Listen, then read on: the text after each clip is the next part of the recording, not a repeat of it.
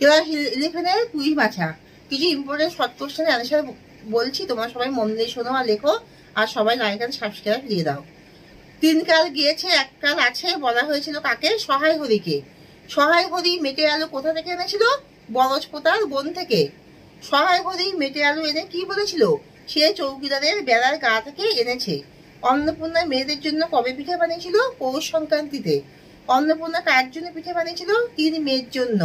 অন্নপূর্ণা যে পিঠে বানিয়েছিল সেটা কি পিঠে ছিল? পাটিসাপটা। অন্নপূর্ণা কি দিয়ে পাটিসাপটা বানিয়েছিল? নারকেলের পুর দিয়ে। খেন্তি পাটিসাপটা কয়টা খেয়েছিল? 22 থেকে 24টা। খেন্তির বিবাহ হয়েছিল কোন মাসে? বৈশাখ মাসে। খেন্তির জন্য যে পাত্র দেখা হয়েছিল তার বয়স কত ছিল? 40 বছর। বিয়েতে অন্নপূর্ণা ছিল কেমন?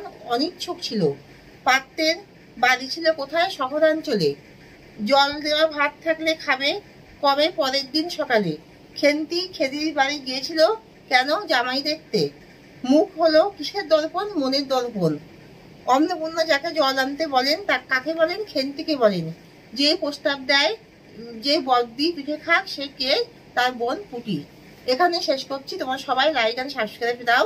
সবাই ভালো থাকো, সুস্থ থাকো, সবাই মন দিয়ে ভালো করে পড়াশোনা করো। সবার খুব ভালো হোক, সাকসেস হোক, আর আমি চাই সবার রেজাল্টটা খুব ভালো হোক। সবাই ভালো করে মন দিয়ে পড়াশোনা করে সবাই জীবনে বড় হও এবং সবাই সাফল্য পাও। আর আমাকে লাইক আর সাবস্ক্রাইব দিয়ে আমাকে ইন্টারেস্ট দাও যাতে আমি প্রচুর নোট নিয়ে তোমাদেরকে পড়াই, তোমাদের যাতে সাকসেস পায় হোক। আর এখানেই শেষ করছি।